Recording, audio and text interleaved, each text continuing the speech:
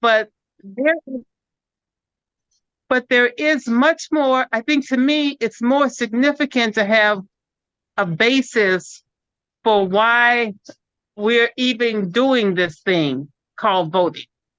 And it's based on a right that we have that's given to us by way of the Constitution. So that's where I am so far. That was like the genesis of it. And that's what we continue to be. I want to continue. I want this to continue to be a dialogue that one can have. So we can have, I find it interesting. I can go places and people can talk about the latest episode of XYZ and what an actor is doing, but we can't ever just have regular conversation about that which is probably very important to us as individual citizens, and that is our rights. And our rights are being impacted by whatever is going on and by whatever election or process that's in place. And that, I think, is a conversation and just being able to open up and have a place where we can talk about it. I agree with you in that. And I would just like to say let me just show you. I can show you better than I can tell you. I actually printed out a copy. It was only 19 pages, right? Okay. So I printed it out and automatically I became fascinated.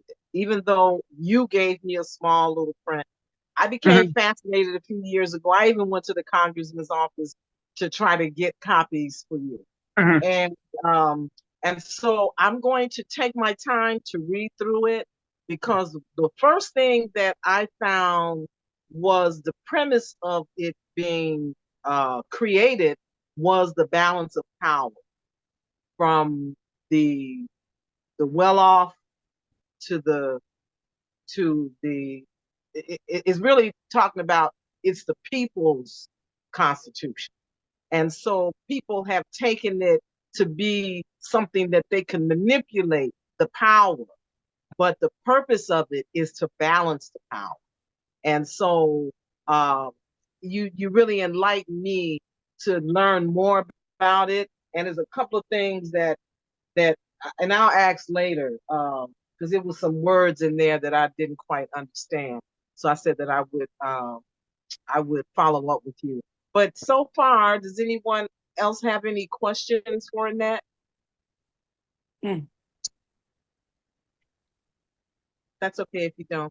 You can continue, Annette. Okay, so from there, I kind of, like you, I've been kind of intrigued by this document that we are never, ever, as natural born citizens, we never, ever have to look at it again. The other interesting thing that happened around this same time was one of my mom's caregivers was studying to become a citizen. She's from the Philippines. And she had an extensive test, and they have to study the Constitution, unlike anything we've ever had to do, and have to pass a test before they can become naturalized citizens. And that I found was intriguing to know that this woman from the Philippines happens to be, she knows more about our rights, than what I know. And so the other thing that I think this conversation that starts with the Constitution Cafe has to start addressing is not only the structure, because of course the first part of the Constitution is the country and how that's and by the time we get to the amendment, go ahead. I'm sorry. You're freezing. I'm freezing. Mm-hmm. All right, everybody's freezing. We're good. Go ahead. Okay. So the other piece that I thought was very important, because we first need to understand the Constitution does very specifically address the various parts of our government, which allows it to be a democracy, different from an autocracy and monarchy and all the other stuff. That's established in our Constitution. But then the other part is where our rights come in at. And so I find it intriguing, and I'm still a student. I'm learning them too. But it's like, okay, what are my constitutional rights? That becomes a question for me. First, it's constitutional as opposed to civil rights, as opposed to human rights. And so one of the little questions I had when I was doing the table that as a resource table is I just would ask the question, how many constitutional rights do you have? How many civil rights? Are there 5, 10? And I couldn't answer the question. And I think it's worth asking. And it's worth for those who are interested to look into it.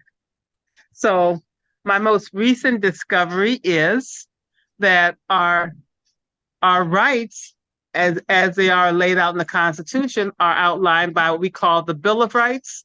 It's the first 10 amendments, really outline our rights as citizens of this country called the United States of America. So um, I continue to be intrigued by it. I think but for me, it's like a conversation. I'm not trying to teach a class, nor do I want to study. I know if you wanted to take a civics class, there are places to go and schools where you could learn about it. You know, I have friends who study political science, and those would be the next level of people. If you were in college, it's folks who study political science that really have a grasp on our Constitution. But if you didn't study, I was a biology major. I never looked at I didn't look at the Constitution in college. I was studying public speaking and science and math. That's what I studied. Now, would you say that? Would you say that that it's important to pick up the book, and because I just got it offline, right, and just said, print the Constitution, and here comes the whole thing. And so I think that as the cafe continues, then maybe that's something that we could do, like break the sections down where we can give it some thought, like what does this really mean? Like you started off with the Bill of Rights. It's like digest that first so that you can see what foundation we're standing on with this document that controls our lives.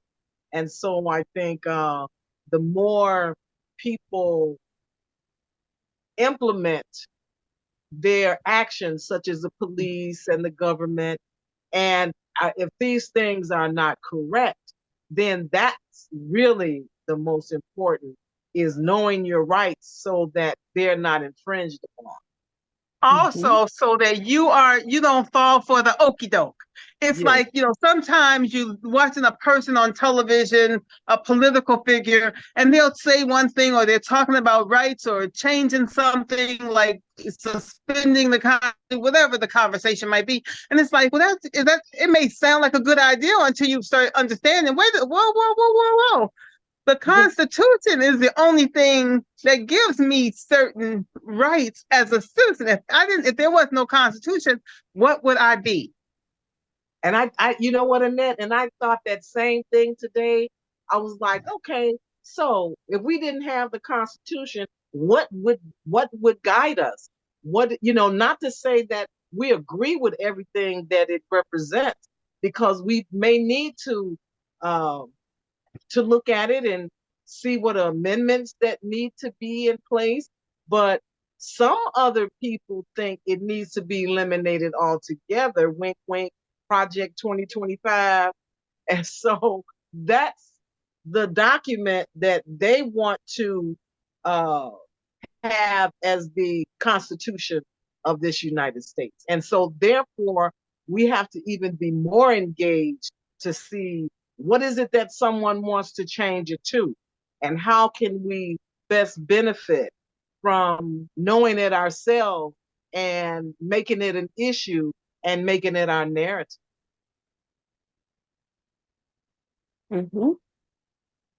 Any other comments? To me, that's why this is so important, because it has a grounding effect. It's like you said, Annette. You can hear people talking about doing all kinds of things governmentally, But what is the baseline? What are our rights? Why is this a debatable issue? And what's the debate? You know, Right. we need to all start off on the same foot, and revisiting this document is how you do that. Right. And I think it also helps to give you some idea. Like, I know a lot of people talk about they don't even know how to choose or select someone to vote for. Or people go, sometimes we grew up and I watched my mom do this. She was just blue. Whatever they said, whichever lever they told her to push, that's what she did. All the way up until her last voting, she took into the voting booth with her a little flyer that came in the mail that said punch all these different punches. Basically, it was punch the Democratic ticket with no thought about it, right? And I think we've evolved. And today, that's not good enough. That's why a lot of young people and a lot of people pull out from voting at all because it's just not good enough to say, I'm just going to vote that ticket without any other rationale. And nobody encourages us to even have this conversation. So, hence the Constitution Cafe. I wanted to become the conversation so people can, just discuss any and all of it. Yeah, because our current political climate has nothing to do with the Constitution, and none of the political debates and turmoil and strife have much to do with the Constitution. It's completely taken out of the equation, and that should never have happened. I agree, Christine. Yeah. And as we Christine, have fallen further and further away from what the Constitution has outlined for us and the rights they have given, we all have seen what has already been taken away from us. And how do we start standing up, especially with the Supreme Court that we have in place now? And, how do we even fight in the framework of a legal, opportunity to have our voices heard? And to me, this has become very frightening. And a lot of us don't engage in it because we just don't know how, or if there's a voice. And Right. one thing, and it's a small thing, but even the beautiful sounding of the Constitution Cafe is very inviting and safe feeling. And to have a conversation, which we're falling away from more and more with the technology. So, Annette, this is so important and welcoming. Thank you. and thank you, Jan, because every point is well taken, and I think what you're saying about the fear of not knowing where these people are taking this, because they are they took an oath to uphold it. And we're seeing right before our very eyes the crookedness and the disregard for the law of it. And if these people are getting away with breaking the law, then how can we tell the rest of the country to be proper? And so it gives credence to someone who's like, well, none of them are following the law, so why should I? And then we don't want to have a lawless system. And so we do need to continue to have this conversation. And Annette, you've taken the lead. And so we're just going to make sure we keep talking about this Constitution Cafe. And people are going to be looking for a brick and mortar pretty soon. A place. They're going to be looking for a place. Well, and I really want to take advantage of the technology, but I am no longer surprised. I absolutely understand when these young men and the young men I used to encounter on the street, and they just go, well, it's all a setup, it's all crooked, and what's the use? It's like that really gives me purpose in saying we've got to at least open up a conversation, because if we had more conversation about the importance of my opinion and how I choose, and maybe my one vote by itself doesn't mean anything, but as it is a right that Fix your is camera. outlined. Fix your camera. In there. Me? Yes, your face was half your face was gone. Half my face was gone because I'm Yes. holding my phone in my hand because I couldn't. I apologize. I couldn't Well, get it listen, to come up on my computer, was, so I'm holding my hand and then I'm shaking my hands all over the place. I apologize, but I you just know, it the gives. best thing for that I was hearing my young men say that why even bother, and it's all a setup and all this, and it's like you see it more and more, especially at this time of year when there's all this politicking going on, and it all just looks like such a. I'm not quite sure what the words are, but it just looks like such a performance, I guess, is what it looks like. But politics being what they are, I'm like, I have to look beyond the politics and the performance and go, it's still very important that I execute this right given to me in this democracy to make a choice and to raise my voice for that whatever the candidate, the position, the whatever it is you take.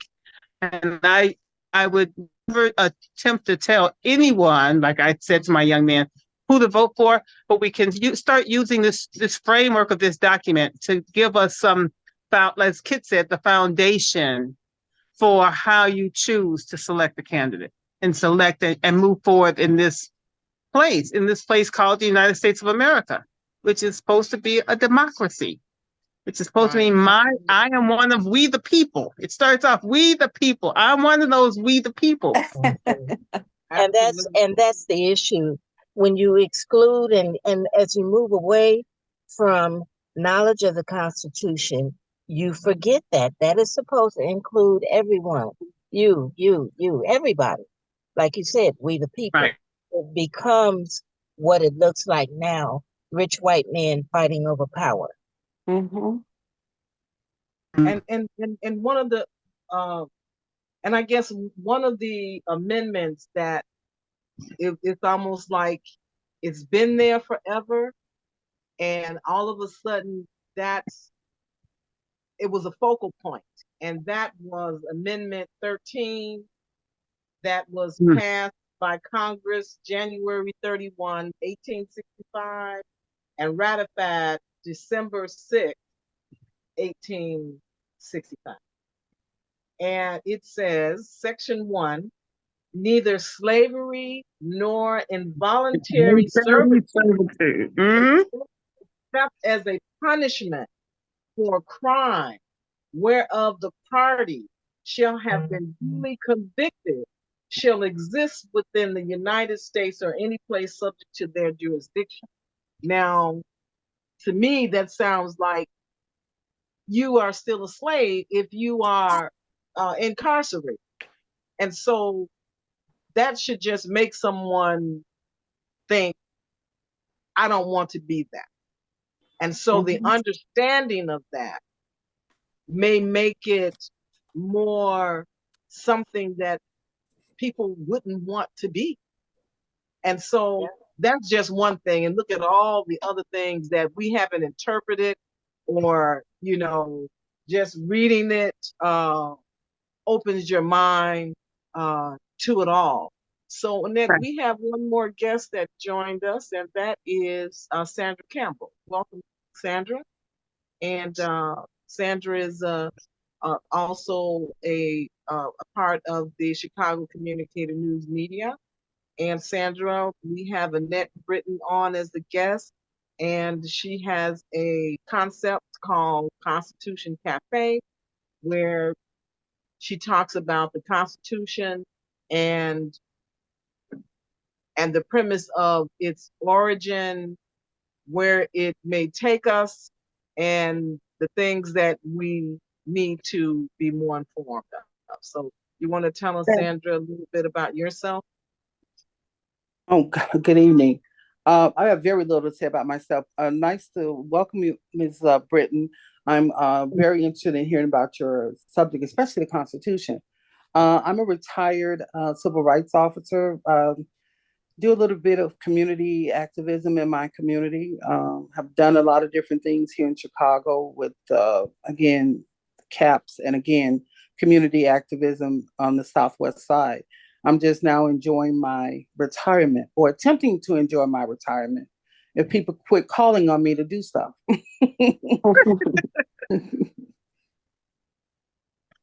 So tonight we've touched on the origin of the Constitution, and the cafe part is the discussion that we're having right now. So it's ongoing. This is number one show for Annette Britton, and we do agree that we need to continue sort of breaking down the Constitution. And Annette will take that lead on what the next steps would be. So, Annette, you want to continue? Well, I would hope that the Constitution Cafe is going to continue to evolve into and just to continue to be just that, an open conversation. I imagine it much like you go into the coffee shop. You walk into a coffee shop, you get a cup of coffee, we can start having a conversation about anything, right? Mhm. But this one is very specific. We're going to start talking about the Constitution and what that means to me, what that might mean to you. And if it evolves, it will be an evolution. It's going to be a natural evolutionary process. For me, it has to do with, of course, voting because we're in that critical time, and that timeline is a part of my Constitution Cafe. Also, I really want to look at and just understand better our rights, both constitutional rights as well as civil rights, as well as human rights. And I think I have run across different documents that outline like human rights are like across the world, right? Everyone has human rights. We want to believe that, but I mean, there are certain things. I just want to have this conversation because I realize I don't know enough. I know enough to eke by, but I really think there's a lot in this little document called the Constitution, and it can lead us into some other conversations, which may just help us have a better appreciation for this whole process. And that we don't have to be so politically polarized. That's the other thing that bothers me tremendously, that people have these tags and there's all this polarization that has nothing to do with being a citizen of this democracy. And I think it would also give people more ownership of the process. Like you said, you talk to people on the street and they just say, "Oh, I'm not in it. This is all rigged and yada yada." But if you really understood what it's supposed to be and how far we've gotten away from Mhm. what it's supposed to be, Mhm. it gives more people ownership of the process. Yeah. Mhm. Because right now, apathy has the most power. It does. Mhm. Apathy has the most power. It has momentum. And something like conversations like this can start to crack through that. Yeah. You said that very well. I'm not trying to teach anything. I want to help be a part of that cracking. I want to understand it better myself, and I believe I want to share that with others who feel likewise. Mhm. And I think you're doing that, Annette, Mhm. because we're here tonight talking about it. Mhm. And I think, you know, I'm quite sure that some will go to the internet and was like, let me look a little deeper. So when Mhm. we meet again, we'll have a better communication of questions that we want to ask, because Of course. just scanning the thing today, I was like, oh, so you got to be 25 years old to be a representative. you've got to be 30 years old to be a senator. That was just a couple of, things Yeah. that and I just Mhm. didn't know that. And so, Mhm.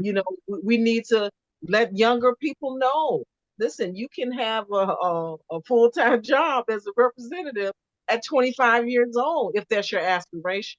And That's Right. true. one of my mentees, her name is Lauren Leggett, and I've mentored her for some years. Haven't talked to her in a Mhm. long time, and she told me just a few days ago that I know that she's going for two PhDs. She said one was in anthropology, and the other one might be political science.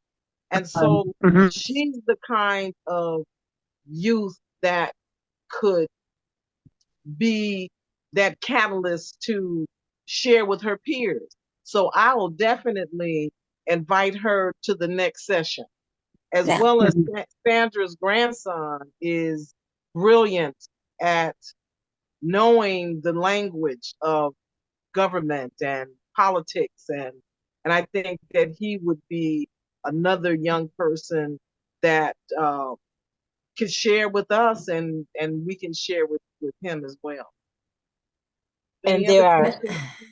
Go and ahead, there Christine. are thousands of them in that age range that they don't Mhm. know that you really could have some power and some Yes. say so in this.